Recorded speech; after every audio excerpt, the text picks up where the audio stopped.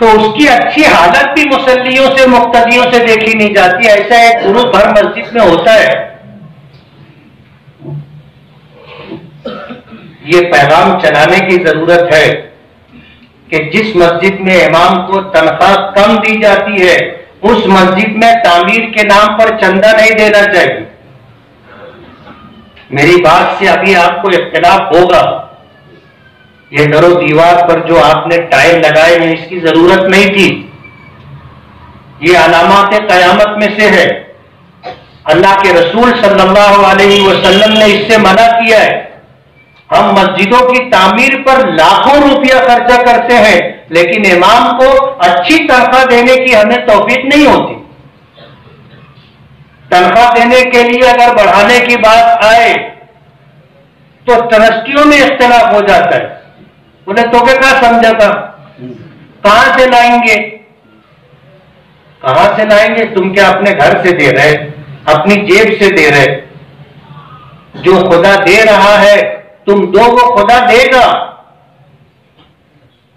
تو ہم لوگوں کو امام کے تعلق سے اپنی سوچ بدلنا چاہیے، اپنا رویہ بدلنا چاہیے. احترام کی نظر سے دیکھیں، عزت کا سلوک کریں اور خاموش خدمت کریں. اس بات کی کوشش کریں کہ امام کو اچھی تنخواہ ملے. یہ کوئی فقیر نہیں ہے کہ آپ کے دروازے پر بھیک مانگنے کے لیے آئے گا. یہ سفید پوش شخص ہے جو اپنی عزت ڈھانپ کر کے آپ کی مسجد میں خدمت کر رہا ہے. 5 وقت آپ تکبیر تحریمہ کے ساتھ نماز پڑھ کر پہلی صف میں دیکھو تو آپ کو اندازہ ہوگا کہ کتنا مشکل کام ہے. اور امام سردی ہو، گرمی ہو، بارش ہو، حالات اچھے ہو خراب ہو، وہ بیمار ہو، تندرست ہو، خوشی کے موقع میں ہو، غمی کے موقع میں ہو، نماز کا وقت ہوتا ہے، سب کچھ چھوڑ چھاڑ کر کے اسے آنا پڑتا ہے.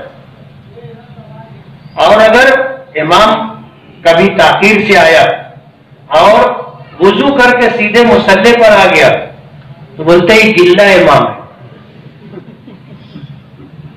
ہماری رحمانی مسجد میں حافظ صاحب امامت کرتے تھے،